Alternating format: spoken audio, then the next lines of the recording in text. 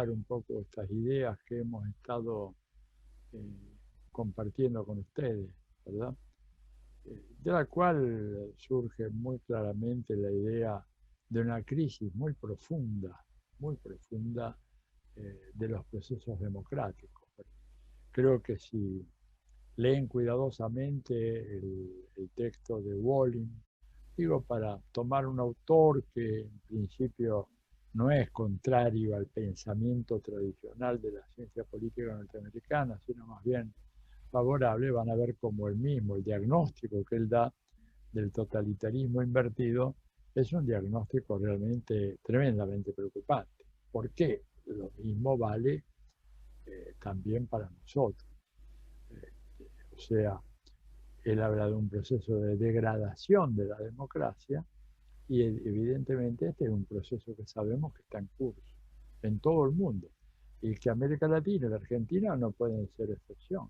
Son experiencias que se dan en todas partes y que por lo tanto nos obligan a hacer una defensa muy fuerte de la democracia en su sentido más genuino, ¿verdad? Combatiendo la despolitización, una despolitización que viene promocionada, como decía el profesor Walling, una especie de analfabetismo inducido, promovido desde las más altas esferas de los gobiernos, y que tiene como consecuencia... Atilio, más cerca del micrófono. ¿Sí? ¿Seguro? Por favor, más cerca del micrófono. Sí, pero lo tengo, pero a ver, es que tengo un problema, claro, no se escucha muy bien. Déjame ver a ver si puedo resolver. Un minutito, por favor.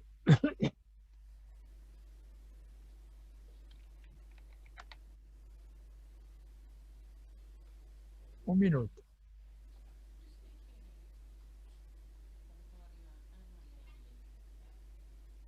Hola, hola, a ver. Sí, no, claramente. Hola, y ahí se escucha mejor. No, estoy con tengo un problema con el... Ahí se escucha un poco mejor, sí. Sí, pero igual, no se escucha como debería escucharse. Estoy viendo a ver qué pasó acá con el audio. Es un minutito nomás. Está ahí la máquina.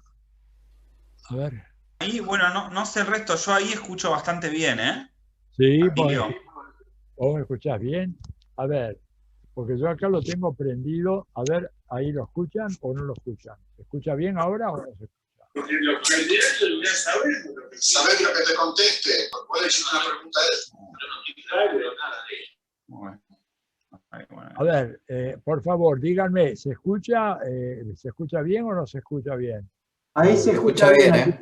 Por acá se escucha bien, ¿eh? Bueno. Vamos a ver qué tal es. Bueno, les decía entonces que esta despolitización ha dado lugar a una cosa que está acá muy bien estudiada en este libro, ¿verdad? Antipolíticas, ¿verdad? Sí, está bien. ¿eh? Los que tengan interés, digo, en algún momento en ver con más claridad esta temática, hay una propuesta, ¿verdad?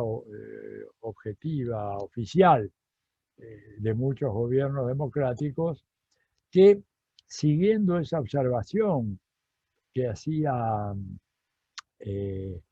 Bobbio, realmente se entregan a la tecnocracia y por lo tanto creen que la despolitización es algo conveniente para la democracia.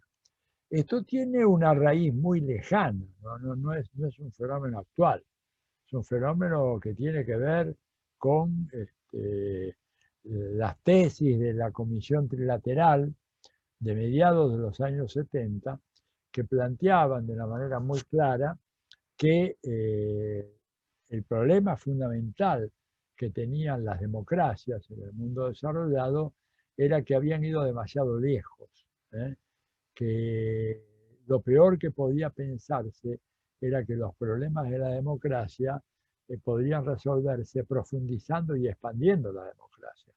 Lo que ellos decían era que era como una medicación que tomada en su justo término hace bien, pero cuando uno la toma en exceso hace mucho mal. Y por lo tanto lo que sugerían era una actitud mucho más mesurada y más cautelosa en relación a la democracia. Esta tesis, ¿verdad?, fue luego desarrollada en la práctica de los gobiernos de las democracias en el mundo desarrollado, hasta llegar claramente a ser una apología de la pasividad o de la apatía electoral, diciendo, bueno, déjennos gobernar, déjennos gobernar.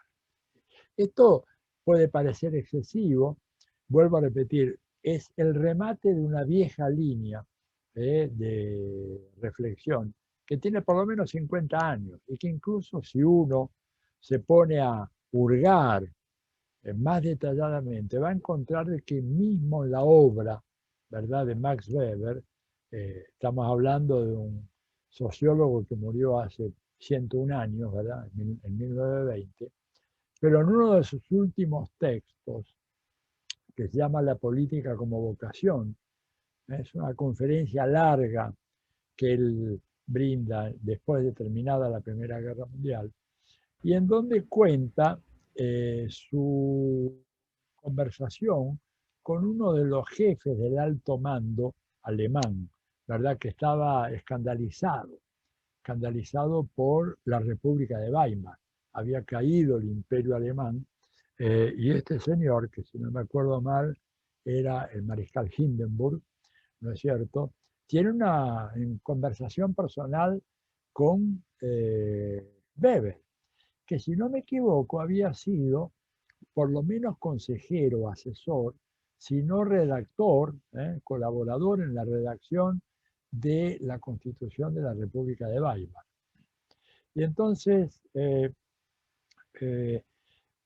este mariscal le dice a Weber que realmente no cree que la democracia pueda funcionar en Alemania. Y entonces Weber le dice, mire, pero es que esto simplemente es así. En una democracia, el pueblo elige a su Führer, a su conductor, y una vez que lo elige, el conductor o el jefe, el líder, les dice, bueno, ahora todo el mundo callarse la boca, no quiero escuchar a nadie más, ¿verdad? Y al que obstaculice el proceso político va a ser severamente sancionado. Y entonces el mariscal dice, bueno, una democracia sí cuenta con toda mi aprobación. O sea, claramente a qué se reducía entonces la democracia, a elegir a uno. Y después que ese uno hiciera lo que quisiera. O sea, la idea de democracia como ciudadanía, la idea como de democracia como participación, está absolutamente ausente en la teorización de Weber, ¿verdad?, porque él hace una argumentación a favor de esto que dice el mariscal. Y por lo tanto, esto evidentemente es lo que hemos ido viendo que se consolidó con el paso del tiempo, con muchas consecuencias negativas, una de las cuales es que crecientemente hay un grupo de personas en nuestros países en donde sea la democracia o la dictadura representan alternativas o dos modelos igualmente poco atractivos.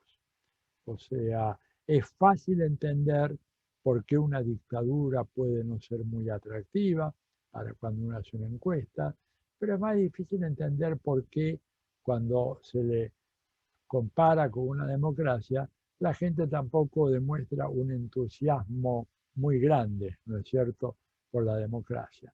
Y ahí tenemos entonces dos actitudes posibles.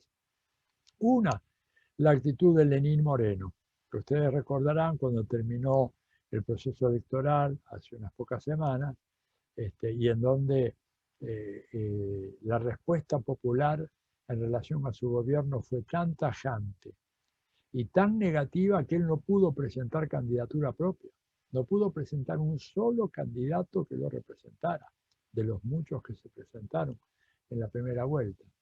Y entonces él dice, le hacen una entrevista y él dice, bueno, le pregunta el entrevistador, Usted sabe que el pueblo, cuando se lo consulta, dicen que usted le ha fallado, que su gobierno le ha fallado al pueblo. A lo que respondió Lenín Moreno, que es un personaje deleznable, dijo, no, dice, yo no le he fallado al pueblo. Lo que falló fue que el pueblo me falló a mí. O sea, la idea, digamos, imperial, monárquica, de un personaje que, por supuesto, se cree por encima de todo y que dice, no, yo no le he fallado al pueblo, es el pueblo que me ha fallado a mí.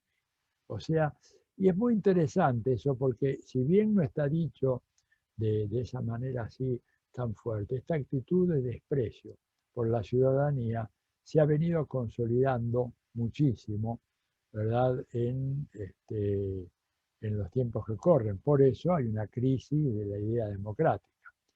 Esto va de la mano, ¿verdad?, de un tema que de alguna manera lo empezamos a plantear en la clase anterior, cuando hablábamos de que el principio orientador de toda la vida democrática es la justicia. Y que desgraciadamente cuando uno mira la historia de los países en América Latina, pero además también países en el mundo desarrollado, lo que va a observar es que las sociedades, a pesar de que haya un régimen democrático, se han ido convirtiendo en sociedades cada vez más injustas. Sociedades en las cuales, por ejemplo, para poner un indicador de los tantos a los cuales se puede apelar, una democracia en la cual la distancia entre el 10% más rico o el 20% más rico y el 10 o el 20% más pobre de nuestras sociedades se ha ido acrecentando, lo cual es una verdadera aberración, una contradicción tremenda para la vida democrática, porque si hay algo que debe construir un régimen democrático es una sociedad más justa.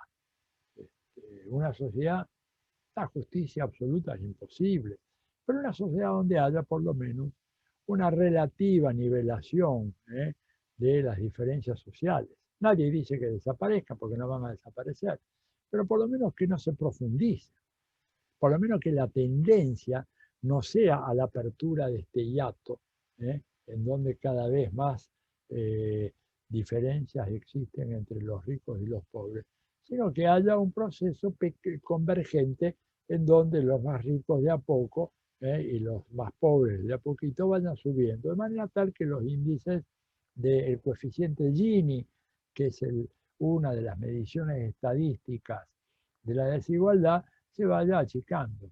Cuando uno mira la historia de las democracias latinoamericanas, desde la primera que volvió a la democracia, que fue la peruana, ¿verdad? Hoy en día que estamos todos hablando de Perú, bueno, Perú fue el primer país que relanzó el ciclo de la democratización en Latinoamérica en el año 1980, con la elección del presidente Belaúnde Terry.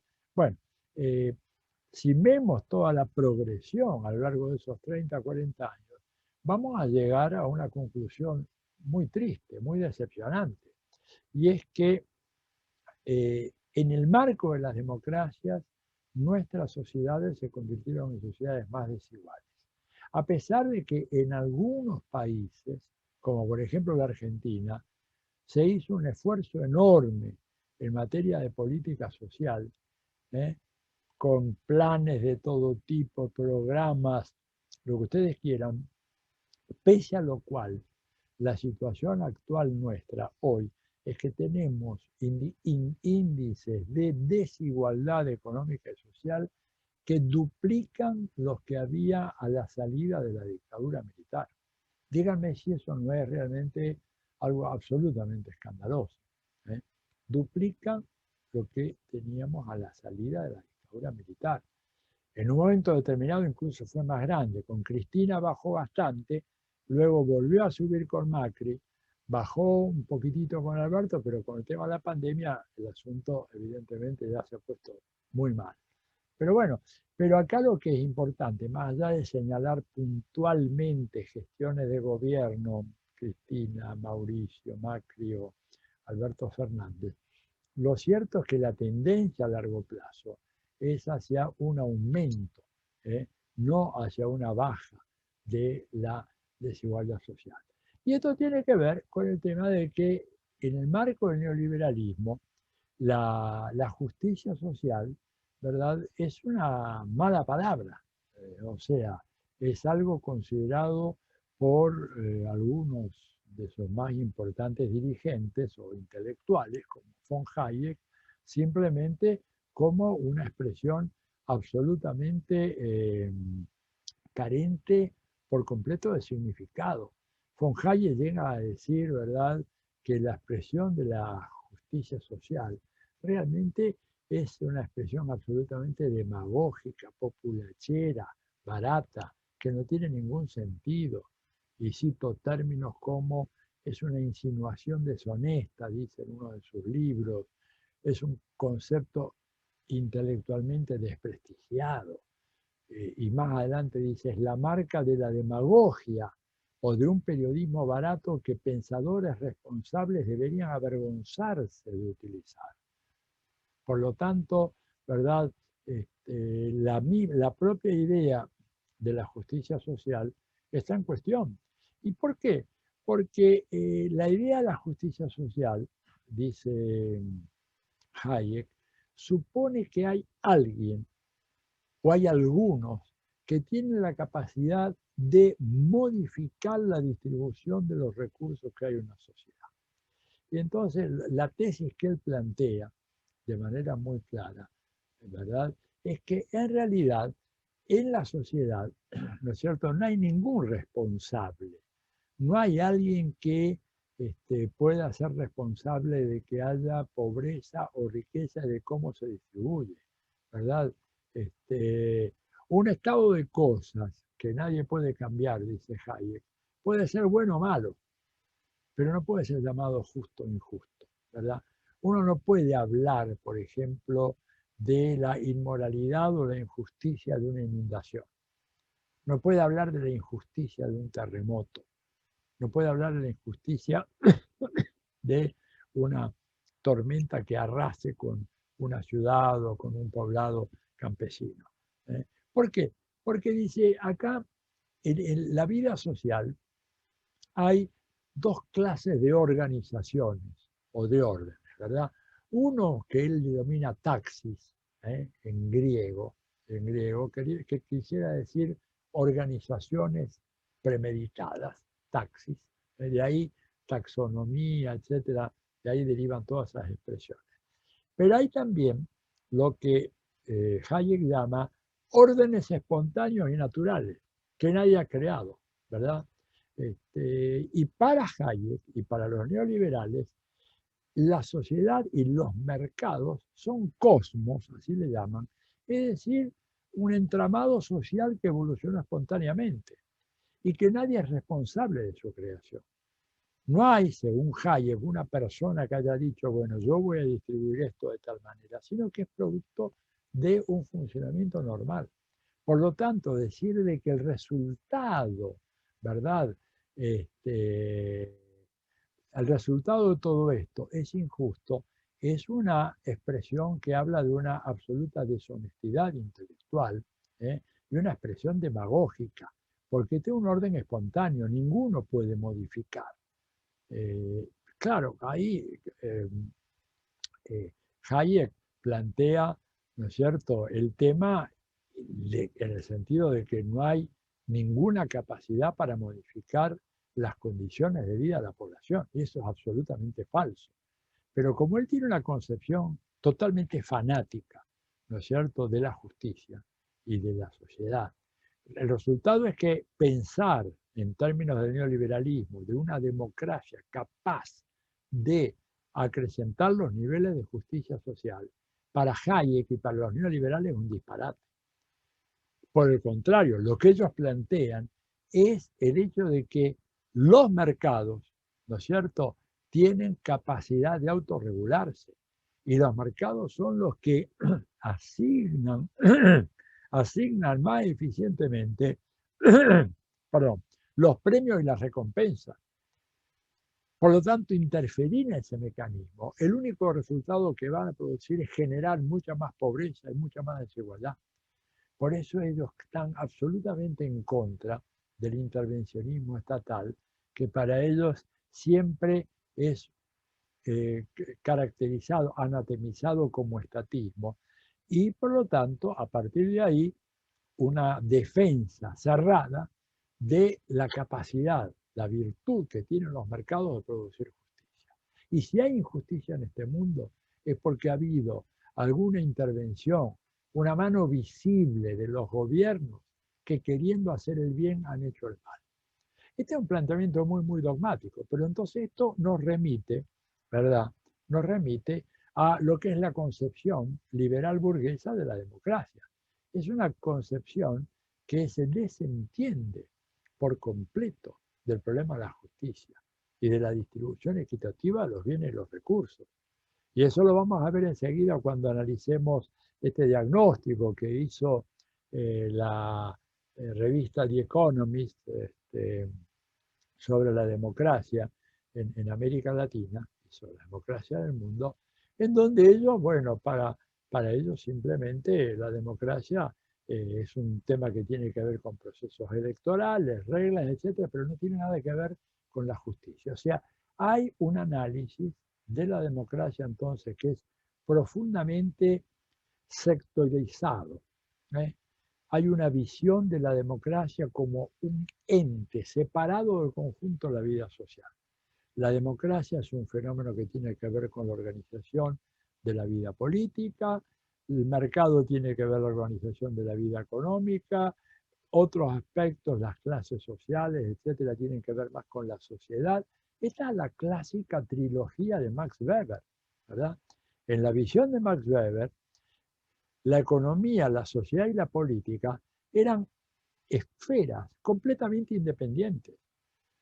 Su crítica al marxismo, la crítica de Weber, es porque él dice que en el marxismo hay un determinismo economicista, lo cual no es cierto. En el marxismo lo que hay una acentuación o un llamado de atención de la importancia que tiene en la vida material sobre otros aspectos de la vida social. Lo dice Jean Marx en los Grundrisse y lo decían también antes en la ideología alemana, que las condiciones materiales de una sociedad condicionan la posibilidad de ciertos desarrollos culturales, tecnológicos, políticos, sociales y de todo tipo. Pero el verbo que ellos usan, ¿verdad?, es condicionar. Nunca utilizan el verbo determinar. En alemán hay una diferencia muy clara entre bedingen, que es condicionar, y bestimmen, que es determinar. Marx no usa, ni Engels no usan nunca la última expresión. Pero, evidentemente, una traducción malintencionada dice, bueno, cuando estos dicen condicionar, en realidad están hablando de determinar, pero eso no es lo que Marx piensa. Marx lo ha dicho 100 veces. Y Engels, bueno, hay un cierto condicionamiento. Si vos tenés una sociedad con un bajísimo nivel de desarrollo tecnológico, con una población que vive poco menos de una agricultura mínimamente productiva y que no alcanza para alimentar a la población, es obvio que una sociedad de ese tipo, con una base material de ese tipo, el desarrollo social, el desarrollo de los derechos sociales, de las libertades individuales, de la organización política, de la producción cultural, de la creación cultural, va a estar muy limitado, porque hay gente que no tiene ni siquiera cómo hacer para asegurarse que come hoy, ¿no es cierto?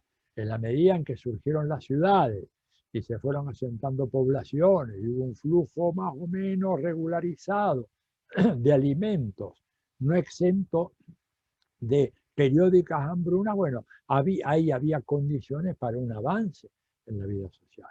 Pero no, pensar en que economía, sociedad y política funcionan con absoluta independencia unos de otros es un gravísimo error, que encontró su máxima expresión en Max Weber y que tiene su resultado en esta concepción formalista de la democracia como un mero juego electoral. Cuando digo mero juego electoral, la calificación de mero no quiere decir que sea relevante. Lo que digo es que no es suficiente. ¿verdad? Y esto ya creo que les mencioné la vez pasada, esta frase famosa de Fernando Enrique Cardoso, de que sin esas reformas en el sistema productivo y la distribución de los ingresos no tendríamos capacidad para eliminar, suprimir el olor a farsa de ese Cardoso de la política democrática, pero yendo incluso mucho más atrás, encontramos que uno del el primer gran pensador de la democracia, que fue Juan Jacobo Rousseau, hay una frase que se las quiero leer porque me parece que es decisiva, cuando él se pregunta, ¿queréis dar al Estado consistencia? Bueno, lo voy a decir en un castellano más latinoamericano. ¿Quieren dar al Estado consistencia? Acerquen los grados extremos cuanto sea posible. No permitan que haya gente opulenta y gente pordiosera. Estas dos situaciones, inseparables por naturaleza, son igualmente funestas para el bien común. Del uno salen los autores de la tiranía, de los pordioseros, y del otro salen los tiranos. Siempre es entre ellos, entre quienes se hace el tráfico de la libertad pública. Uno la compra y el otro la vende. Fin de la cita. O sea, para Rousseau es muy claro. Cuando hay gente, cuando tenemos extremos de opulencia y miseria, y cuando por obligación, porque en el capitalismo, ¿verdad?, para sobrevivir uno tiene que vender su fuerza de trabajo, pero más que vender su fuerza, vende mucho más que su fuerza de trabajo, vende en gran medida su conciencia, ¿verdad? Este tráfico de la libertad pública es funesto para la democracia. Y esto lo vimos este domingo pasado, por ejemplo, en Perú. Yo estuve siguiendo muy de cerca el proceso electoral peruano. Salió una nota mía en página 12 digital, hace una horita o menos, una hora. Pero yo, por ejemplo, hablaba con gente que tengo amigos en Perú y me contaban la preocupación que había en mucha gente en el Perú, porque los empresarios, no solamente los grandes, no solamente los extranjeros, las grandes empresas, también las pequeñas y medianas empresas, le decían a sus trabajadores que se cuidaran mucho a quién iban a votar, que si votaban a Castillo cerrarían la fábrica, cerrarían la empresita, acabarían con esa fuente de trabajo y se quedarían todos en la calle. O sea, cuando uno habla, siguiendo a Rousseau, del tráfico de la libertad pública entre quienes compran y quienes venden, tiene que tener en cuenta hasta otras formas encubiertas, en donde se compra la voluntad de los pobres. Porque si no, no se explica, ¿verdad?, que la señora Keiko Fujimori, que representa no solo al elemento más corrupto de la sociedad peruana, sino a toda la vieja oligarquía peruana, al capital extranjero, a las grandes mineras, haya sacado 49.8% de los votos. El resultado electoral en Perú es extraordinario, una sociedad dividida exactamente de dos, 50.20 para Castillo, 49.80 para Keiko Fujimori. Y en Perú no hay 50% de oligarcas, como no los hay tampoco acá en la Argentina. Entonces acá está el fenómeno de la compraventa, que se manifiesta en este caso de esa manera. Bueno, por lo tanto, digamos, el tema de la democracia está indisolublemente ligado en estas concepciones teóricas de avanzada con la cuestión de la justicia. Lo otro sería realmente relegarnos a una visión meramente formal. Y de ahí a donde yo llego, entonces, con mi crítica, ¿verdad?, a los usos de la expresión democracia o la expresión más común, democracia burguesa o democracia capitalista, ¿verdad?, que es una expresión que se utiliza no solamente en boca de los teóricos del liberalismo o los más conservadores, pero que incluso la ha hecho propio los pensadores y los políticos de la izquierda que plantean lo mismo. Entonces yo creo que acá es importante señalar, ¿no es cierto?, que en realidad cuando uno dice democracia capitalista, lo que está haciendo es constituyendo un argumento, ¿verdad?, mediante el cual lo importante es la democracia y el capitalismo un mero aditamento, una mera calificación. Si yo digo la Argentina es una democracia capitalista, estoy diciendo que lo definitorio, lo esencial, lo ontológico, lo sustantivo, por algo capitalista es un adjetivo, lo sustantivo es la democracia.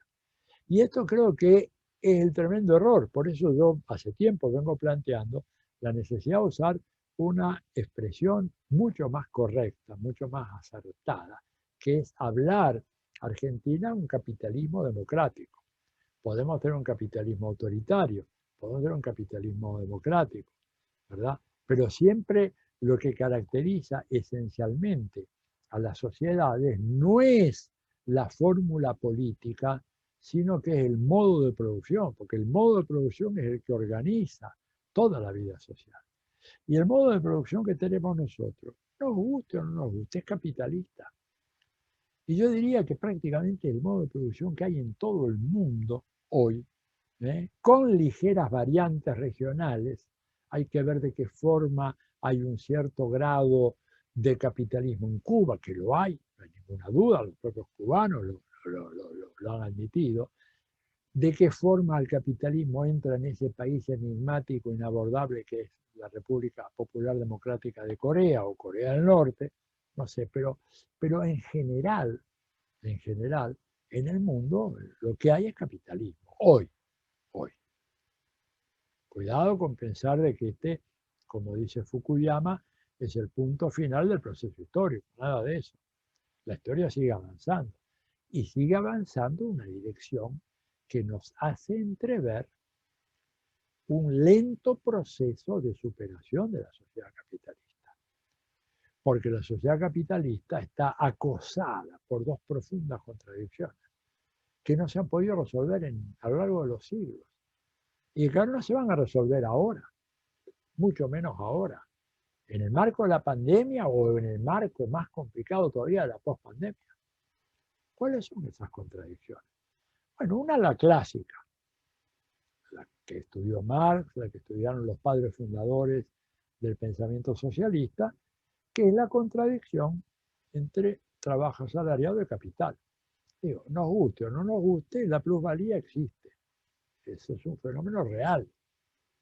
No es una fantasía, no es una entelequia, no es una quimera, es algo que tiene que ver con cálculos reales de números enteros y cifras decimales. Les pongo un ejemplo de los muchos que se puede poner. Un estudio realizado en la UNAM, no sé si los conté, esto en la primera clase, sobre la plusvalía. ¿Lo conté? No, me parece que no. No les hablé de este estudio. Bueno, un estudio que se hizo en la Universidad Nacional Autónoma de México sobre el tema de los trabajadores que ganaban un salario mínimo, ya le llaman jornaleros, trabajadores contratados por el día. Y hicieron el trabajo, por supuesto son trabajadores de un bajo nivel de calificación profesional, pero hicieron un estudio en la UNAM y encontraron que con lo que el empleador, el ocasional empleador, que suele ser un tipo un poco menos pobre que esto, no es que se trate de Rockefeller, o de Bezos, Jeff Bezos, o Bill Gates, empleador común y corriente, con lo que le paga en los primeros 9 minutos, con lo que produce el jornalero en los primeros 9 minutos de su jornada de 8 horas, ya le asegura al patrón lo necesario para que tenga para pagarle su salario. Y por lo tanto le quedan al patrón 7 horas y 51 minutos en donde todo lo que produce ese jornalero va a parar a los bolsillos del empleador. Esto es una medición concreta, ¿verdad?, de lo que significa la plusvalía en el mundo de hoy. Uno puede aplicar eso a estudios en diferentes sectores de la producción industrial, etc. y va a encontrar de que los resultados van a ir variando, por supuesto. No es lo mismo en México un jornalero que un obrero de la Renault en Francia. Pero siempre vamos a encontrar con que lo que cobran como salario, y que inclusive es considerado un buen salario, es apenas una fracción de lo que produce. Y el resto se lo queda el empleador. Lo mismo se vio inclusive en un sector tecnológico de punta como es la industria telefónica, en donde Telmex, propiedad del ultramillonario Carlos Slim, con el estudio era de que con lo que los trabajadores de Telmex producían en un mes, aportaban lo suficiente para que la empresa les pagara su salario durante 30 años. Bueno, esta es la plusvalía, ¿verdad? Esta es la plusvalía.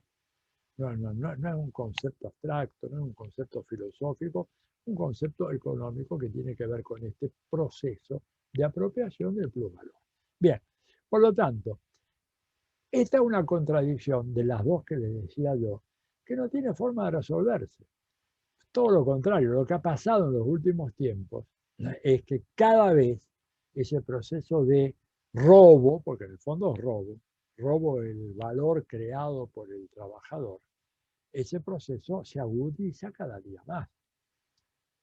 Y por eso, nada menos que Joe Biden, que no puede ser acusado de socialista, chavista, nada por el estilo, en el famoso discurso que dio ante ambas cámaras del Congreso a fines de abril, habla escandalizado del hecho de que los gerentes generales de las grandes empresas hoy tengan ingresos 320 veces superiores al ingreso medio de sus trabajadores. ¿De dónde sale ese dinero? De los trabajadores.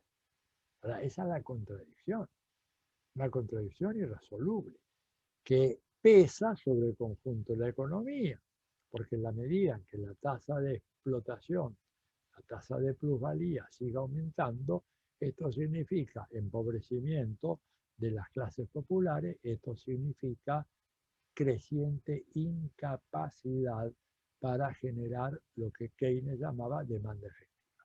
Entonces, esta es la primera gran contradicción que tiene el capitalismo y que la democracia no puede resolver.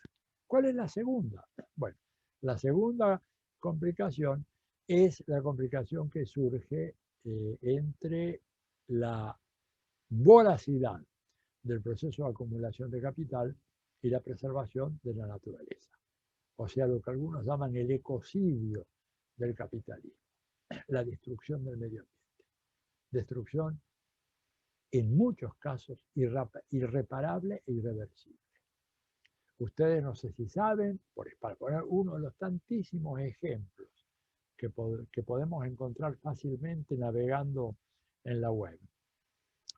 Hay en el medio del Océano Pacífico, ¿verdad?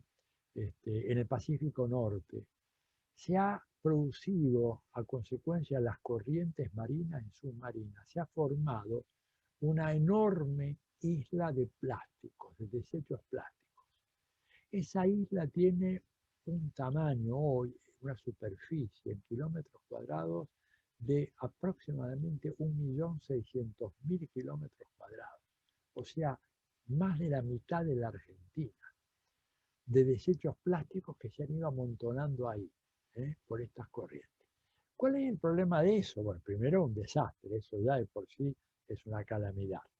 Pero segundo, es que producto de la exposición a los rayos solares, ese plástico se va degradando en micropartículas que finalmente van sumergiéndose en las aguas profundas y son absorbidas o son devoradas o son comidas junto con otros alimentos por los peces. Y por eso es que en estudios recientes que se han venido haciendo, están encontrando en las vísceras, en los estómagos de los pescados, cada vez mayor cantidad de residuos plásticos a nivel microscópico, pero existentes ahí, y muchos de ellos de residuos de carácter venenoso. Bueno, este es el problema. capitalismo ha generado la civilización del plástico como la civilización del automóvil, la civilización de los combustibles fósiles. Y esta es la segunda contradicción que no tiene resolución, salvo poniendo coto, ¿verdad?, al proceso de expansión y de acumulación capitalista, poniendo coto al consumismo, pero el consumismo es el gran motor del capitalismo, ¿verdad? Hay ese fenómeno que se llama de la obsolescencia planificada en el capitalismo. Producir algo, sea un teléfono celular, una computadora, un automóvil, que dure poco, porque lo importante es que se deteriore y que se compre nuevo, y que haya procesos de crédito para que la gente se endeude y que compre. Entonces ganan los bancos, ganan las compañías de tarjetas de crédito, ganan las distribuidoras de automóviles, pero se destruye el medio ambiente. Y entonces ahí es donde hemos llegado a un punto límite. Ya no es esto un tema que reconocen los ecosocialistas como Michel Louis o como Fernández Buey en España, falleció hace poco, ¿verdad? O Elmar Alphater en Alemania. Este es un problema que ya lo reconocen los propios teóricos de Davos y que hablan de una economía post-fósil, porque no podemos seguir utilizando esta economía y que necesitamos energías renovables y minimizar al máximo posible la utilización de combustibles fósiles, porque de lo contrario el nivel de contaminación ambiental va a tornar invivible este planeta. Entonces ahí encontramos, ¿verdad?, que hay esas dos contradicciones que están en pugna y que van en contra de la estabilidad a largo plazo del capitalismo.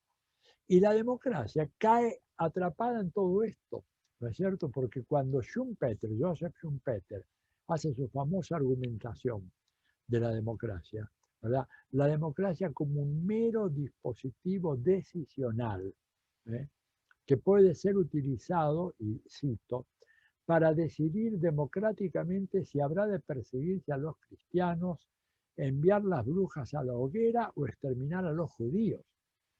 O sea, Schumpeter, y con Schumpeter toda la ciencia política posterior a él, Schumpeter de los años 40-50, es prisionera de esta concepción absolutamente formalista de la democracia, donde la democracia es un método.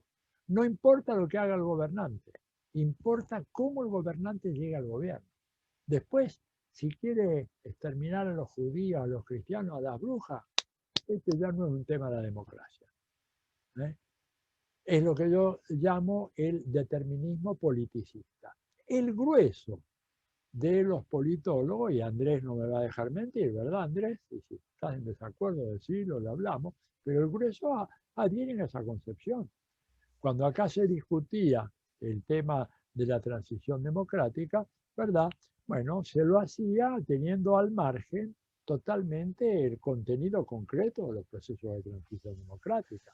Lo importante era que hubiera elecciones, lo importante es que hubiera una alternancia. Entonces Chile... Escucho. Sí, no, aprovecho la interrupción porque me pareció interesante en ese sentido la nota que vos me mandaste y que yo le reenvié a todo el grupo de la entrevista que le hiciste a Chomsky, donde hacías referencia a esos aspectos. Así que la recomiendo, la mandé ahí a todo el grupo porque realmente está muy interesante, ¿no? Y retoma mucho de los aspectos que fuimos trabajando en todas las clases del curso. Así es. Bueno, gracias por hacerme acordar. Ciertamente una muy linda entrevista que hizo Chomsky.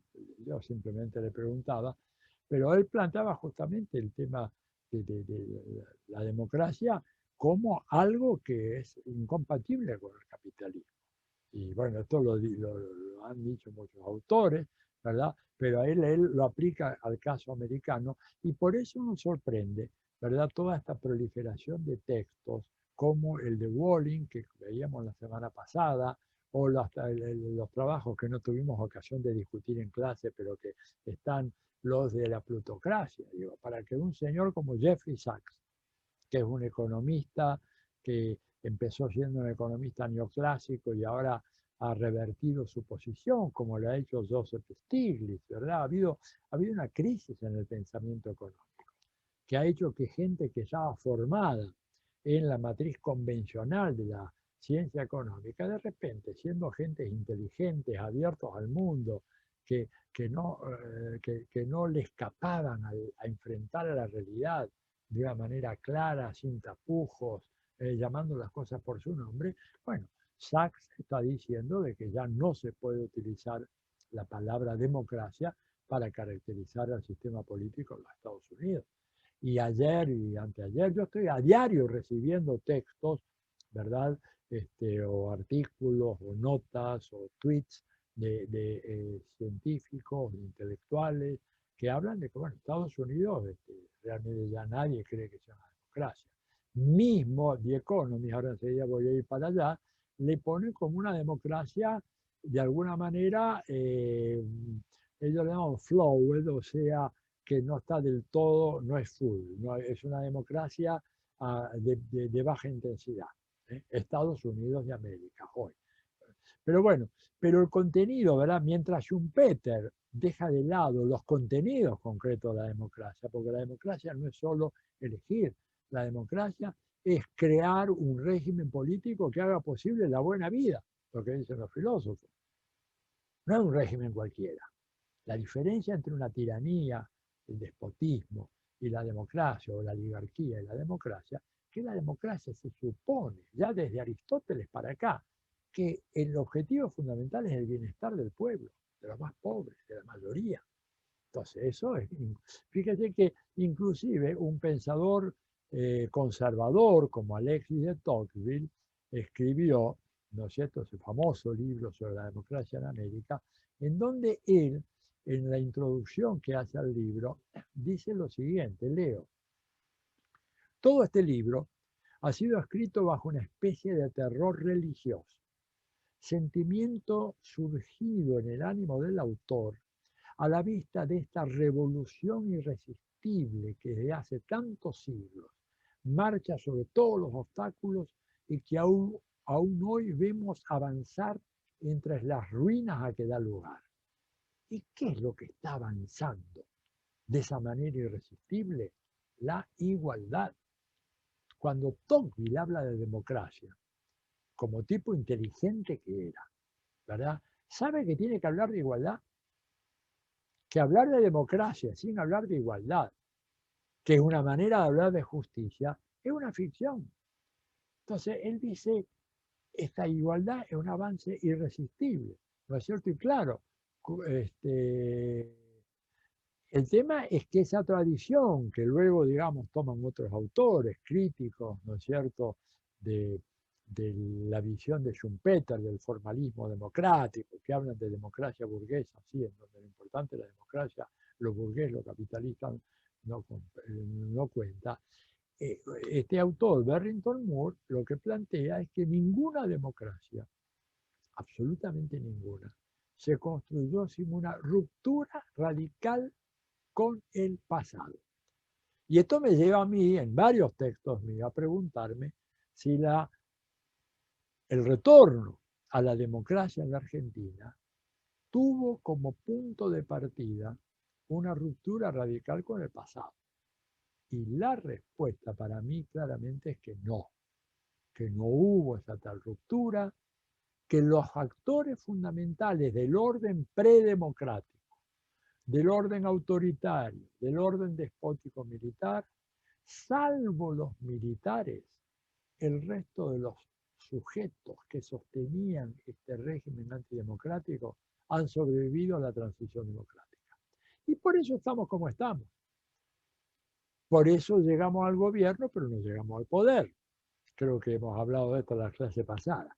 Pero fíjense ustedes, la ortodoxia en las ciencias políticas contemporáneas está sintetizada en un escrito muy importante, en ese famoso 4 volúmenes de transiciones hacia la democracia, publicado por Paidós, ¿verdad?, en donde en uno de los artículos fundamentales, Guillermo O'Donnell y Philippe Schmitter dicen que, leo, una de las premisas de esta manera de concebir a la transición es que es posible y conveniente que la democracia política se alcance sin una movilización violenta y sin una discontinuidad espectacular. Virtualmente siempre está presente la amenaza de violencia y hay frecuentes protestas, huelgas y manifestaciones. Pero una vez que se adopta la vía revolucionaria o que la violencia se difunde y se vuelve recurrente, las perspectivas favorables a la democracia política se reducen de manera drástica. ¿Qué quieren decir acá? Bueno, chicos, pórtense bien, no manifestaciones, no protestas, no huelga, no alboroten el avispero, porque en la medida en que haya movilizaciones populares, no va a haber democracia. Esto quiere decir, señores, los bastiones del orden predemocrático siguen teniendo el poder en sus manos, de manera que si quieren democracia, bánquensela y dejen de lado los grandes objetivos. Conténtense con que se los invite a votar y nada más que eso. Nadie les va a dar más lugar a otra cosa que eso. Por lo tanto, ¿verdad? Vemos y ahí empezamos a entender de que, bueno, cuando hablamos de la transición democrática, estamos hablando de una transición indefinida e incompleta. Es decir, la Argentina y ningún país de Latinoamérica ha completado la transición democrática. Ninguno de nuestros países tiene hoy una democracia parecida a la que existe en un país como Francia, por ejemplo, o Inglaterra. Y esto porque, bueno, porque en Francia los bastiones del viejo orden fueron eliminados por la Revolución Francesa. Y en Estados Unidos los bastiones del viejo orden fueron liquidados por la Guerra Civil, aunque ahora han vuelto a renacer. Los confederados y todo lo demás han vuelto, de alguna manera, se tronchó ese árbol, pero ha vuelto a germinar. O sea, acá hay un problema del renacimiento de los actores autoritarios antidemocráticos que es muy importante. Y lo que yo digo, ya para ir terminando esta parte, porque quiero comentar otras cuestiones, es que el capitalismo tiene la capacidad enorme para regenerar esos actores antidemocráticos, ¿verdad? Y me parece a mí que cuando uno mira la construcción concreta de los gobiernos democráticos en el mundo, hay un dato que fue subrayado por un intelectual mexicano, Carlos Pereira, que él llegó a decir algo muy fuerte en un texto de hace muchos años ya. Dice, la expresión democracia burguesa, decía Carlos Pereira, es una expresión monstruosa porque esconde una circunstancia decisiva de la historia contemporánea.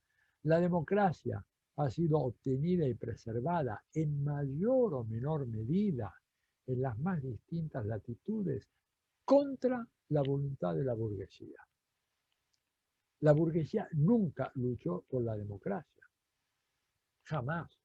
La democracia fue siempre una aspiración popular, fue siempre un proyecto popular, nunca fue un proyecto de la burguesía. Fue un proyecto, ¿no es cierto?, básicamente impulsado por las clases y capas populares. Bueno, dicho esto, quiero pasar, porque me parece que vale la pena mirar esto con detalle, al texto de El Economist, ¿no es cierto? Déjenme ver que lo quiero tener acá a mano. Perdón.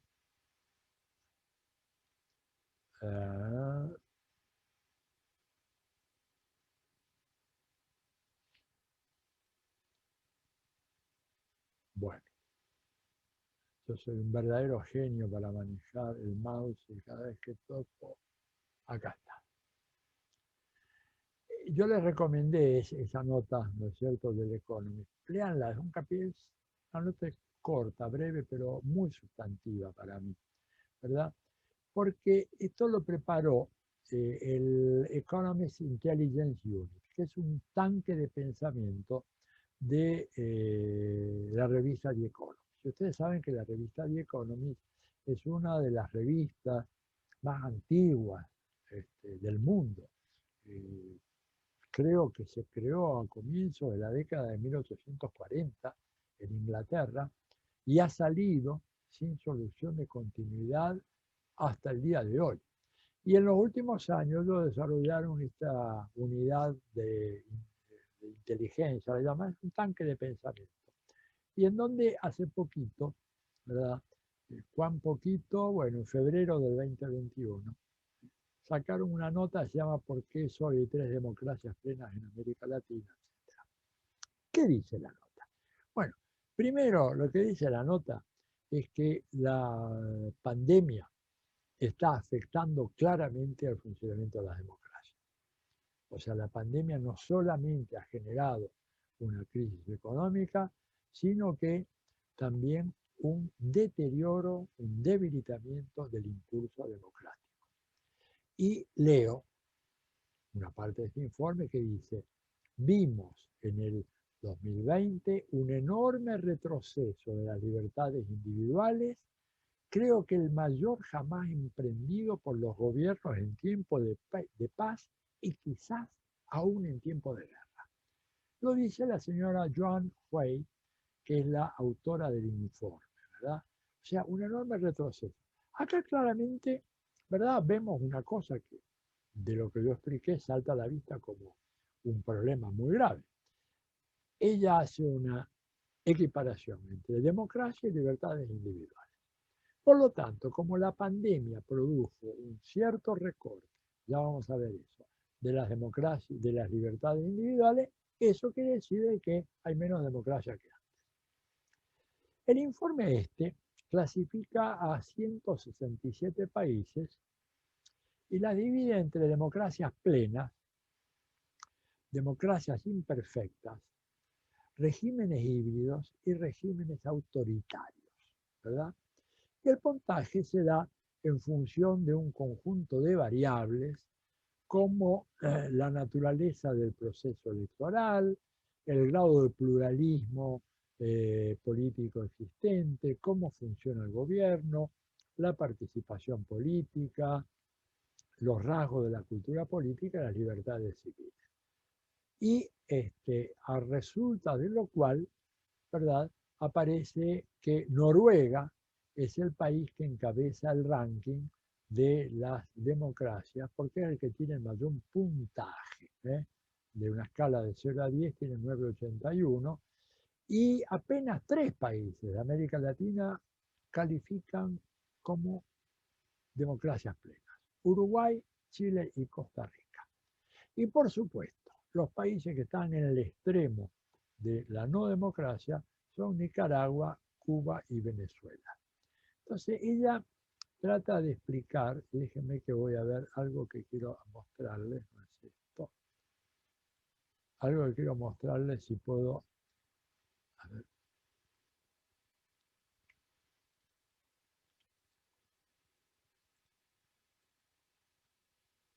Un segundito. Quiero mostrarles un gráfico interactivo que ella tiene ahí, que es el siguiente.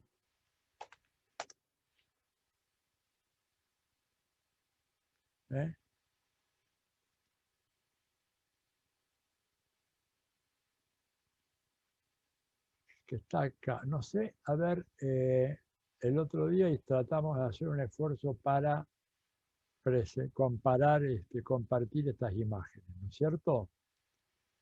Andrés. Atilio, si vos querés compartir unas imágenes que tenés en tu pantalla, Sí, en la barra inferior del Zoom, hay un icono que dice compartir pantalla. Compartir pantalla, perfecto. Ahí lo apreté y acá esta es la que quiero compartir. La ven ahora, ¿no? El mapa mundi.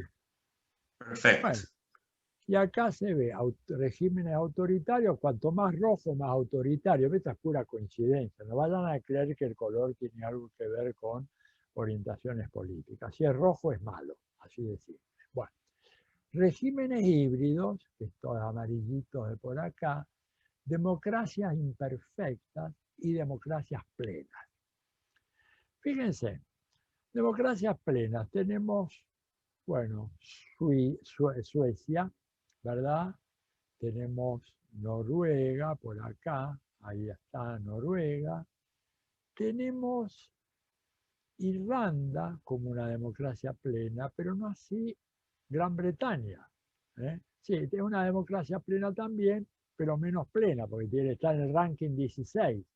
Noruega está número 1, Suecia está número 3, Islandia número 2, Canadá número 5, ¿verdad? Estados Unidos está en el lugar 25. O sea que en general, ella lo que ve, esta autora, por supuesto, los malos de las películas son Venezuela, Nicaragua y Cuba. Cuba está en el lugar 140.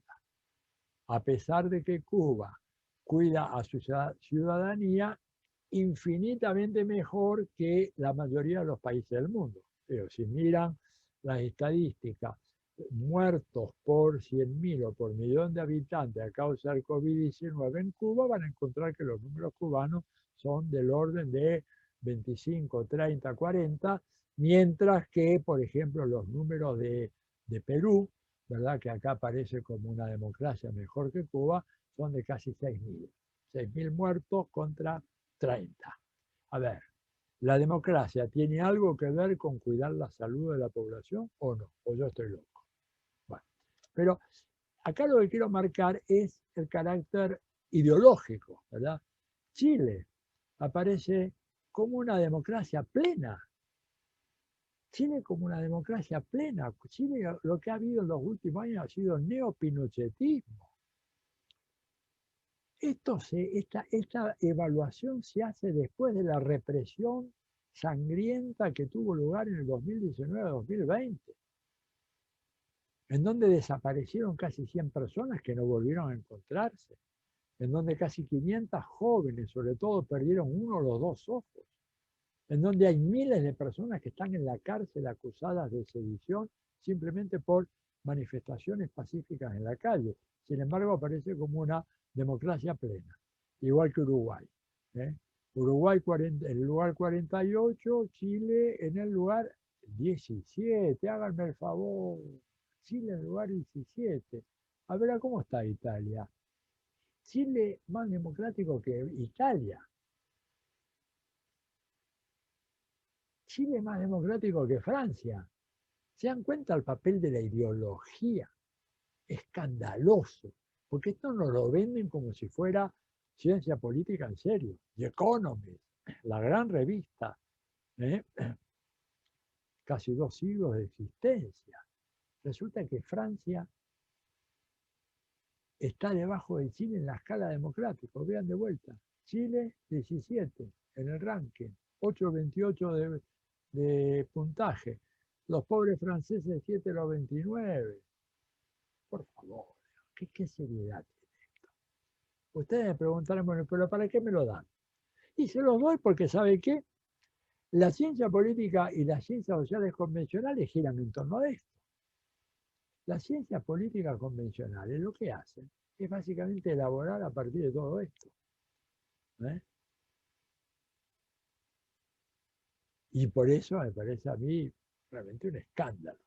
Un escándalo. La India, una democracia imperfecta. Sí. Punto número 53. La China, por supuesto, un desastre. 151. A ver Cuba, ¿cuánto le dan? Cuba en el lugar 140. O sea, Cuba es más democrática que China. ¿Ok? Y, por supuesto, Rusia 124, muy mal. Mongolia está bastante mejor. ¿Quién diría? Digo, ni se compara, pero bueno. Irán, por supuesto, un régimen autoritario. El Turkmenistán lo mismo. Egipto, Jordania, vamos a ver por acá la zona esta. Egipto, un régimen autoritario. Los territorios palestinos muy mal, muy autoritarios también ellos. Israel es una democracia, por supuesto. En una democracia, aunque ocupe territorios que no son propios, no le dé vacunas a los otros, invada, etcétera, igual es un régimen 28. 28. O sea, esto es pura cháchara ideológica, pero yo se lo quería mostrar. Salgo de la pantalla ya, ¿ok? Dejo de compartir. Se los quería mostrar porque tenía que Emilio, mostrar. Sí. el otro país que aparece bastante bien ponderado es Colombia, ¿no? A propósito de Sí, la coyuntura, ¿no? O sea, ya se de Colombia, sí, 46. Colombia es una democracia imperfecta. Es mucho mejor que, a ver, Colombia es mejor que Argentina, por ejemplo. Colombia 46, Argentina 48, estamos un poquito abajo. Colombia le dan un puntaje de 7,04, nosotros tenemos 6,95. Lo que nos dicen es que Colombia tiene un récord de 300.000 desaparecidos, oyeron bien, 300.000 desaparecidos desde que comenzó la guerra a finales del siglo pasado y nosotros tenemos 30.000. Un escándalo lo nuestro, 10 veces más escandaloso lo de Colombia. Pese a eso, Colombia aparece, ¿verdad?, en una posición realmente impresionantemente buena. Bueno, termino con el argumento de esta señora, Joan Huey, ¿verdad?, que es la autora de todo esto, y ella lo que dice es que dice, bueno, nos guste o no, ha habido un enorme retroceso de las libertades individuales. Es cierto que mucha gente pensó que era importante prevenir una pérdida catastrófica de vidas, pero esto se hizo a partir de una pérdida temporal de las libertades públicas, ¿no? Pero también, dice, muchos líderes usaron la pandemia como al pretexto para reprimir a sus opositores, a la disidencia y a la libertad de expresión, ¿verdad? Y se pregunta hasta qué punto estas libertades serán restauradas o no. Dice, y el periodista dice, bueno, pero ¿había alguna alternativa? Considerando que eso se hizo en nombre de salvar vidas. Dice, bueno, es legítimo que en una democracia la gente cuestione lo que hacen los gobiernos. Estas personas no deberían haber sido silenciadas o censuradas. Por lo tanto, digo yo, ¿no? Si querían salir a la calle a gritar y sin barbijo ni nada, no se podía realmente cercenar esta libertad. O sea, está muy claro, saben acá, esto tiene un aire de familia muy claro acá en la República Argentina, ¿no es cierto? Y bueno, pero esto es básicamente el saber convencional de la ciencia política que yo critico tanto y que por lo tanto, bueno, quería ponérselas acá claramente. Termino diciendo esto en este punto. El informe señala que estamos ante un quinto año consecutivo de regresión de la democracia en América Latina, ¿verdad? O sea que cada vez hemos ido perdiendo libertades públicas, etc. Que hay tendencias mundiales, ¿no es cierto? Tendencias mundiales que llevan hacia la autocracia y el autoritarismo. Esto no es un fenómeno tan solo de América Latina, Turquía, Hungría, Polonia, etcétera, tienen regímenes que son autocráticos, pero en el caso de América Latina es más grave. Habla de que en países como Venezuela y Nicaragua, las autoridades de esos países aprovecharon la situación para reprimir aún más a la oposición. Y es muy interesante porque la entrevista no dice absolutamente una palabra de Colombia, ¿verdad?, que es el país que ha tenido un genocidio por goteo sin comparación. No hablan nada de un régimen como el de Bolsonaro, que ha violentado las libertades públicas, que ha hecho del lawfare su modo de gobernanza, y por supuesto no dice una palabra de Ecuador o de Perú. Es decir, realmente es preocupante, básicamente porque esto refleja, ¿no es cierto?, algo que es la distorsión que tienen los estudios de ciencia política convencionales, que son los que desgraciadamente se ven con más frecuencia en las cátedras, en las universidades y en muchos de los cursos. Desgraciadamente tenemos que lidiar con eso. Te quiero terminar con una cosita. Bueno, ¿hay alguna pregunta pendiente por ahí? ¿No todavía? Bueno.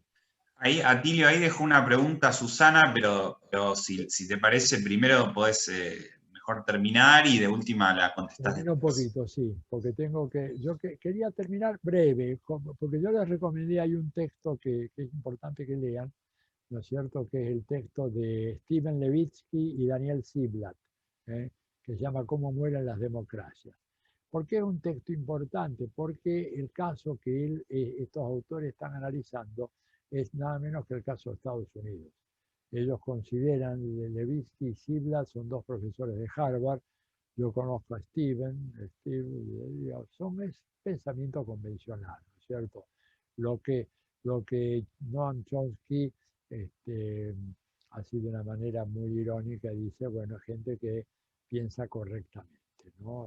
Pensar correctamente es justamente decir todas estas tonterías a las cuales recién me referí cuando hablábamos del Economist o todo lo demás. ¿Ellos qué ven? Ellos ven de que la democracia está en crisis, sobre todo en Estados Unidos, y que la crisis de la democracia en Estados Unidos va a arrastrar a las democracias en el mundo occidental. ¿Por qué? Bueno, por la ejemplaridad que tiene, según ellos, el proceso norteamericano, que es un tema recurrente, siempre, ¿verdad? Aún la gente más inteligente, los teóricos más inteligentes de Estados Unidos, siempre plantean de que Estados Unidos es el país líder, el líder natural del mundo. Esto lo acaba de repetir hace poco Joe Biden, ¿verdad? Pero quería mencionarle al pasar la idea que ellos tienen de, bueno, ¿cómo se puede salvar la democracia? ¿No es cierto? Y esto es lo que ellos tratan en el capítulo final del libro. Yo les recomendé 3 capítulos, el 8, la introducción, el 8 y el 9.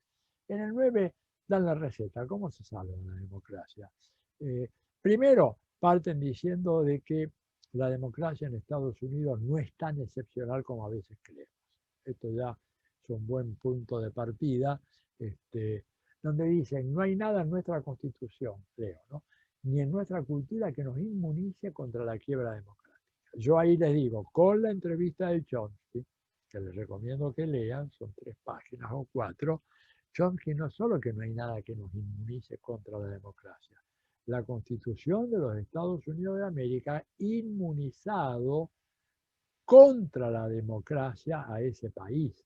O sea, para que no haya democracia está esa Constitución tal cual la conocemos. El otro día yo les decía, recordarán ustedes, que ni en el texto original aprobado a la Convención de Filadelfia, ni en ninguna de las 27 enmiendas que le siguieron, se habla una sola vez de la democracia.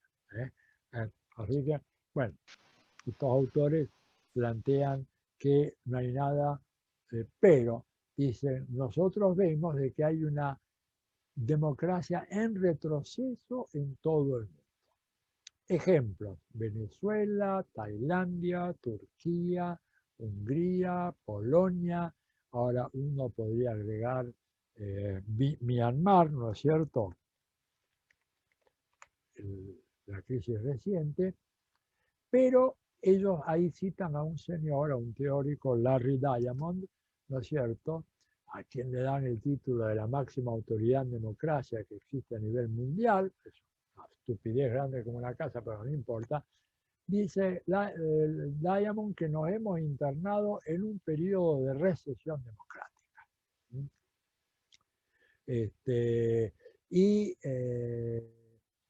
Que países como Hungría, Turquía, Venezuela, pero por suerte, dice Diamond, hay una Colombia, un Sri Lanka o un Túnez. O sea, Colombia de alguna manera es la esperanza que tenemos de que en el fondo este retroceso democrático no vaya a tener mucho efecto. Estados Unidos tiene una importancia fundamental, dicen estos autores, ¿verdad?, preocupados por cómo se salva la democracia, porque siempre ha utilizado, tomen nota de esto, por todo el tema de Pfizer, siempre utilizaron los Estados Unidos la presión diplomática, la cooperación económica y otras herramientas de la política exterior para oponerse al autoritarismo y presionar por la democratización durante la era posterior a la Guerra Fría.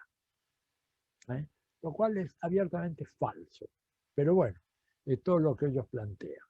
Pero interesante subrayar allá de que Estados Unidos utiliza todo esto. Yo agregaría, como el texto del año anterior, agregaría la vacuna, ¿no es cierto?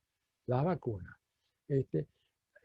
Y ellos ven para Estados Unidos tres escenarios posibles. Uno, el más optimista, que sería la caída del liderazgo de Donald Trump.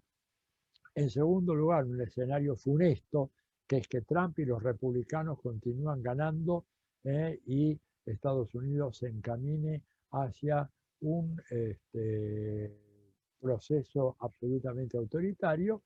Y lo que ellos creen es que se va a ir hacia un retorno de Trump, pero marcado por una guerra institucional, dice, en donde el Congreso por una parte, la justicia por la otra, los poderes locales por la otra, van a tratar de contener el talante autoritario despótico de Trump. Ahora, ¿cuál es la solución? ¿Cómo se puede salir de esto? Bueno, cultivando dos tradiciones, ¿verdad? Dos normas que en Estados Unidos damos por supuesto, dice que es la tolerancia mutua y la contención institucional. Tolerancia ante el disenso, la contención institucional, pero lo que dicen es que esto en los últimos tiempos se ha visto seriamente debilitado, y es cierto. Entonces, cada vez menos tolerancia, menos contención, y entonces plantea de que es muy importante que las oposiciones hagan un juego de oposición limpio, ¿verdad? Y no caigan en prácticas de carácter autoritarias.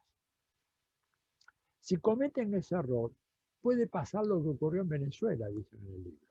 Porque él dice, en los primeros años de Chávez, la presidencia fueron democráticos, pero su discurso populista aterraba a la oposición. Entonces, ¿qué hizo la oposición? Cometió tres errores. Primero, respaldar un golpe militar. Segundo, la huelga petrolera de 2002-2003. Y tercero, boicotearon las elecciones legislativas del 2005. ¿Qué hizo esto? Endureció el régimen. Y el chavismo se convirtió en un régimen autocrático antidemócrata. ¿Por qué? Porque la oposición incurrió en tres prácticas antidemocráticas. Y fíjense lo que es la cosa. Compara esto con la actitud que tuvo Álvaro Uribe, ¿verdad? En ese mismo periodo, en donde la oposición a Uribe no cometió los errores que cometió la oposición en Venezuela, y por eso Uribe no se transformó en un autócrata. No. Solamente tiene más de 6.000 personas que fueron asesinadas como falsos positivos, es decir, muchachitos pobres que los iban a buscar a las aldeas más remotas de Colombia, les decían que les ofrecían un trabajo en las ciudades, una vez que los ponían a todos arriba de un camión, alegres, felices, contentos, porque eran desocupados, campesinos sin tierra, que no tenían un peso, de repente los llevan a un cuartel, les ponen ropa propia de los guerrilleros, los sacan a la selva, los matan y los fotografían y los presentan como guerrilleros muertos en combate producto de la exitosa política de seguridad democrática de Álvaro Uribe. Cosa que estos bandidos que escriben este libro ni siquiera mencionan una nota a pie de página, y deberían mencionar, ¿verdad? Cuando hacen el elogio de Uribe, están elogiando a un criminal. Y todo esto salió a la luz, ¿verdad? Porque nunca mostraban las caras de los muchachos estos, se veían las ropas ensangrentadas, los rostros desfigurados en la mayoría de los casos, pero de repente el movimiento de las madres allá empezó a exigir a ver esos cuerpos. Queremos ver. Y cuando vieron los cuerpos, vieron las caras, Dijeron, estos no eran guerrilleros, eran muchachos, y explicaron la historia. Bueno, pero acá lo tienen como un modelo, ¿verdad? Entonces, ¿cuál es la salida para evitar, ¿no es cierto?, que la democracia se muera? Construir coaliciones. Pero dice, coaliciones e ideologías afines son importantes, pero no bastan para defender a la democracia. O sea, que nosotros nos coaliguemos en el marco del movimiento cooperativo con otras fuerzas cooperativas no va a salvar a la democracia argentina. Tenemos que congregarnos con grupos que tengan concepciones diferentes, incluso discordantes, sobre múltiples asuntos, ¿verdad? Lo cual reconocen que no es fácil, pero lo que están queriendo decir es que a menos que estemos dispuestos a tener una coalición en donde intervengan personas que piensan muy diferente a nosotros, y ellos están diciendo, por ejemplo, una coalición para salvar la democracia requiere no solamente de los convencidos de la democracia, sino requiere también que participen los empresarios, las empresas extranjeras, las grandes corporaciones, los grandes medios. Si esos no forman parte de la coalición democrática es muy débil y va a ser arrasada y, por lo tanto, la muerte de la democracia va a ser inevitable. Esto es lo que plantea esta gente, o sea, aliarnos con los enemigos de la democracia, ¿verdad?, confiando en que de esa manera vamos a salvar la democracia. Yo creo que ya estamos bastante creciditos como para aceptar un planteamiento de esa naturaleza. La democracia no se defiende aliándose con los enemigos de la democracia. Yo no puedo defender la democracia aliándome con la gente que dice que el gobierno argentino envenena a su población, o con gente que ha hecho del espionaje y del triángulo entre la prensa corrupta, jueces corruptos y servicios de inteligencia corrupta la base de su poder institucional en el marco democrático. Una alianza con esos sectores nos convierte a nosotros en ellos. Y acá creo que es muy importante preservar nuestra identidad democrática, porque de lo contrario, lo que vamos a tener es una pseudo-democracia, un simulacro democrático, pero no una democracia verdadera. Bueno, tenemos 15 minutos de preguntas, porque yo a las 9 el compañero Alejandro Banoli me intimó a que esté con él en un vivo para hablar sobre Perú, y a pesar de que yo no tengo la voz ni para decir hola, no pude decirle que no, así que vamos a las preguntas. A ver, vamos. Bueno, ahí hay una pregunta, un comentario de Susana Schneemann. ¿Qué dice? Dice, pareciera que hay una utilización de la idea de libertad o libertades asociadas a la participación en el mercado a quien se las pueda permitir, mientras que modelos que piensan en asegurar libertades a las mayorías son tratados como dictatoriales. También se han ocupado que la idea de populismo sea idéntico a dictadura. Pues, en el mismo sentido, Daniel Ducos pregunta cuál sería la definición clara de libertad. Bueno, a ver, el otro día hablábamos de la libertad individual, la libertad pública, ¿cierto? La libertad no puede ser entendida como capacidad para hacer absolutamente lo que yo quiero, porque yo soy un ser social. Vamos a Aristóteles, el hombre es un animal político, un animal social. Por lo tanto, a ver, Kant, si ustedes quieren, vamos a Kant, mi libertad termina cuando empieza la de los demás. Mi derecho termina cuando empieza el derecho de los demás. La libertad tiene un marco público. Libertad no puede querer decir hago lo que se me antoja, aunque haya una pandemia que esté arrasando con la vida de más de 80.000 argentinos. Yo salgo a la calle sin pandemia, organizo una fiesta clandestina, me voy y exijo que abran los cines con aforo completo. Eso no es libertad. Creo que es una concepción, claro, es la concepción propia de los liberales, yo diría el ultraliberalismo. No es la concepción de Adam Smith, les aclaro. Por favor, esa no es la concepción de Adam Smith. Yo estudié bien eso en el libro mío sobre Vargas Llosa, El hechicero de la tribu. Adam Smith tiene una concepción de la libertad situada, la libertad dentro de ciertos marcos, ¿verdad? Entonces, esto. Ahora, la gente esta que me preguntaba Susana, bueno, claramente, lo que ellos piensan como libertad, la libertad irrestricta de los mercados. Yo no soy libre para dejar de morirme de hambre. No soy libre para decir que necesito una vivienda digna. Eso no es una libertad que ellos consideran. La libertad, ellos consideran algunas libertades, pero no otras. De libertad de expresión estoy de acuerdo. Libertad de reunión estoy de acuerdo. Libertad de prensa estoy de acuerdo. Pero ojo, libertad de prensa no es poder hacer cualquier acusación de manera impune. Libertad de prensa no es poner una foto de Alberto junto con 3 pilotos de un avión, ninguno con barbijo y sin conservar la distancia, como hizo el bandido de Eduardo Feynman, y decir que se está violando las propias normas que el gobierno puso ahora. Esa foto era de hace 2 años atrás, antes de la pandemia. Y eso no puede ser gratuito, no puede ser tolerado. Eso no es libertad de prensa, eso es libertinaje. Y eso tiene que dar lugar a una sanción penal. Alberto Fernández no quiere eso.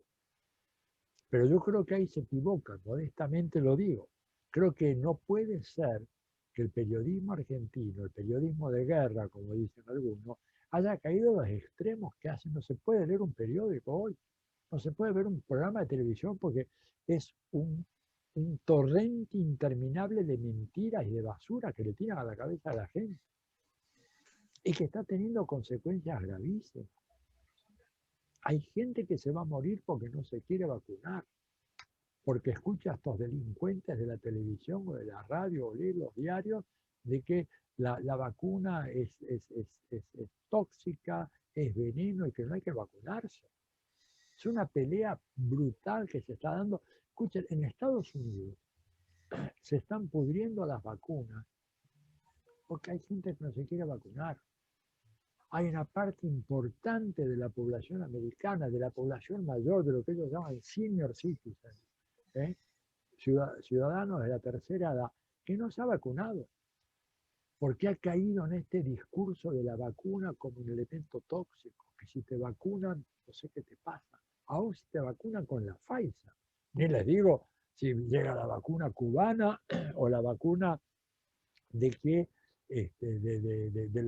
los rusos. ¿Se dan cuenta? Entonces, claro, hay una concepción de la libertad completamente sesgada.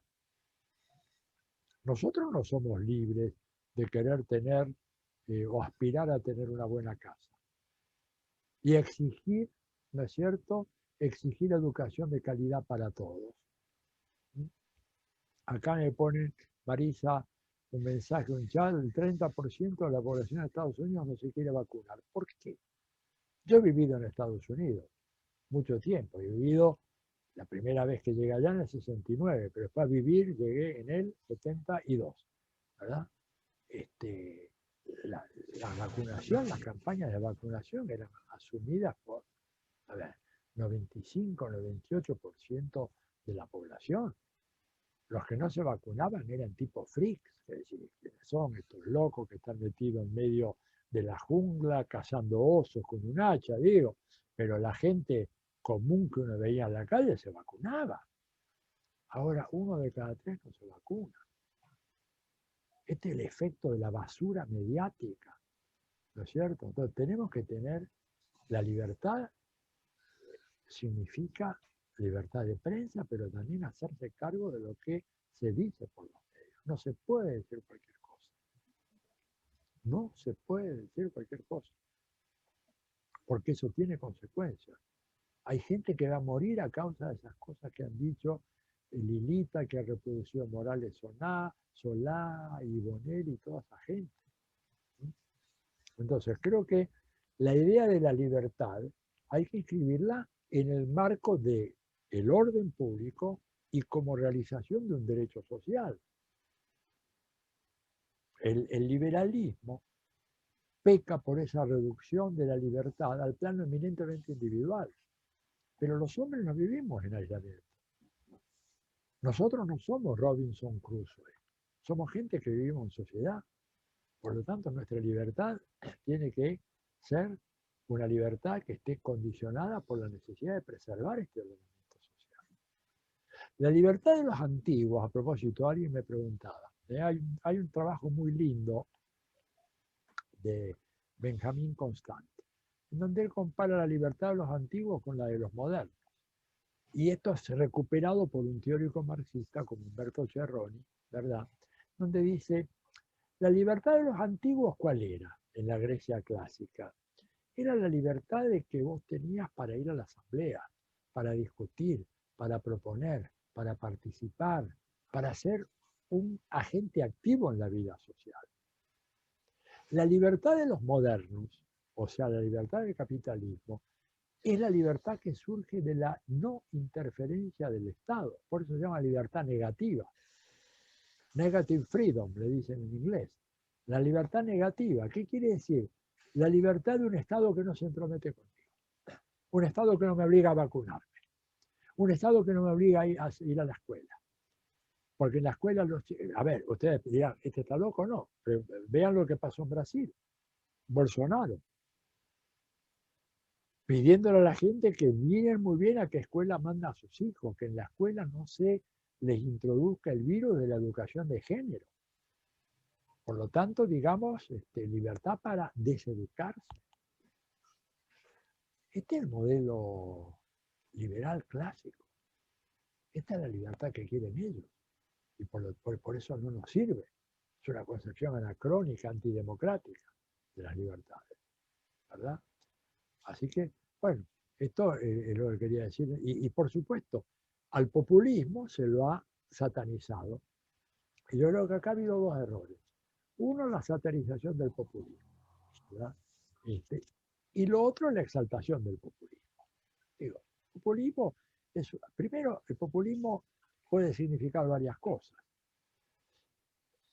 Uno, una forma excepcional del Estado capitalista que surgió básicamente en el periodo posterior a la Segunda Guerra Mundial, caracterizado sobre todo en los países de la periferia del mundo capitalista por un equilibrio inestable entre fuerzas progresistas y fuerzas reaccionarias.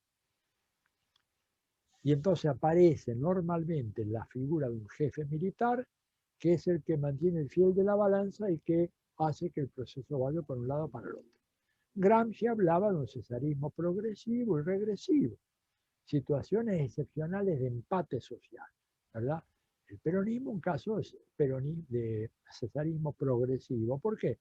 Porque empoderó derechos, etcétera, a sectores que antes no los tenían.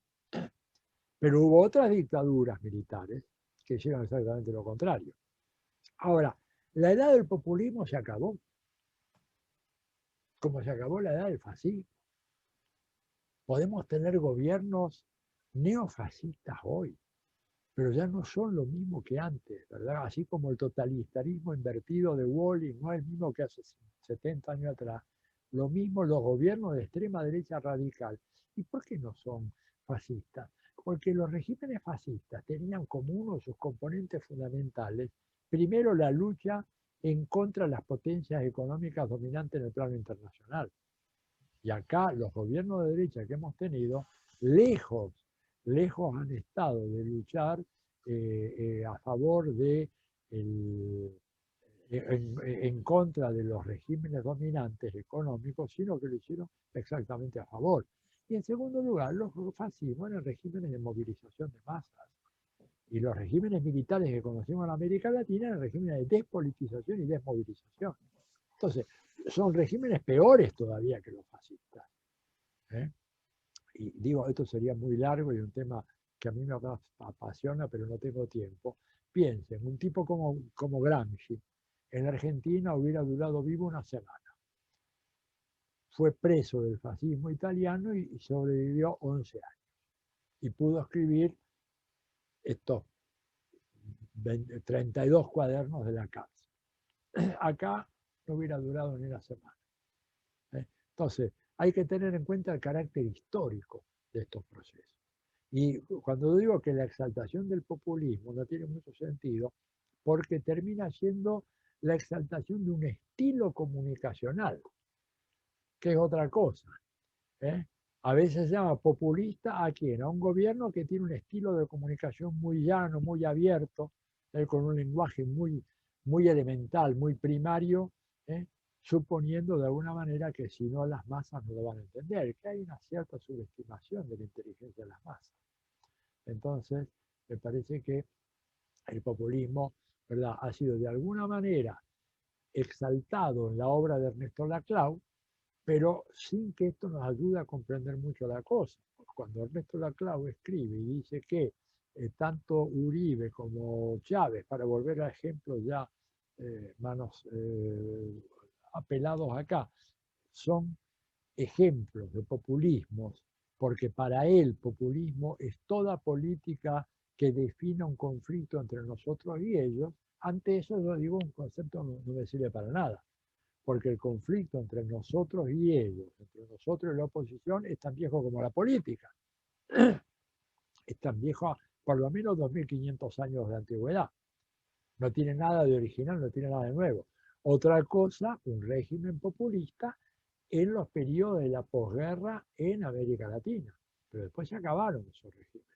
Aún regímenes inspirados en aquellos, o gobiernos inspirados en aquellas formas populistas, tuvieron otras características diferentes, en donde desapareció el arbitraje militar como elemento fundamental en la vida política argentina del 30 al 83 del siglo pasado. Durante esos 53 años, el arbitraje militar fue decisivo para el ordenamiento de la vida pública argentina. Hoy en día ya no. Entonces no tiene sentido pensar de que estamos en presencia de un mismo tipo de régimen. Es otra cosa. Bueno. Me pregunta Raúl si la de los tribunales es justicia. No, no es justicia social para nada. Lo de los tribunales no tiene que ver con la justicia. Eso tiene que ver con la justicia retributiva por la comisión de delitos, etcétera, pero nada más que eso. Bueno, gente, yo tengo que parar acá. No sé, Andrés, qué es lo que sigue después. Eventualmente yo les propongo, si quieren, ¿verdad?, a comienzo de la semana que viene, podemos tener un foro de discusión en donde simplemente yo no hago clase, pero respondo a las preguntas a ustedes. ¿Les parece bien? Las que les queden pendientes, porque ahora no puedo seguir. Atilio, te propongo lo siguiente, en el marco, o sea, en el sentido de lo que les comentaba al comienzo de la clase, que lo vuelvo a repetir, vamos a dejar el foro abierto, los foros abiertos de cada una de las clases. Entonces, si tienen ganas, pueden seguir dejando algunas preguntas. En todo caso, vos, cuando acumulamos algunas, las podés contestar por ese medio. Perfecto. Bueno, dame la clave para entrar al foro ese, porque yo... Vale. No te preocupes, yo me comunico con vos y te... ¿Hasta qué día funciona el foro? ¿Hasta qué día funcionaría? La idea es dejarlo abierto hasta el lunes que viene. Bueno. Y cuando terminamos con esa acumulación de preguntas, ahí yo te las transmito y vos les envías una respuesta. ¿Pero lo hacemos así a través de un Zoom o cómo? No, lo hacemos a través del campus, digamos. Andrés. Una cosa, si le parece, lo despedimos a Tilio, que tiene ahora en 10 minutos esta charla para no agotarlo. Y les digo algunas cuestiones en relación al final del curso. ¿Qué les parece? Y en el foro podemos tratar de evacuar las preguntas que puedan quedar pendientes, ¿ok? Ahí está. Bueno. Gracias, Atilio. De nada, abrazo. Gracias, Atilio.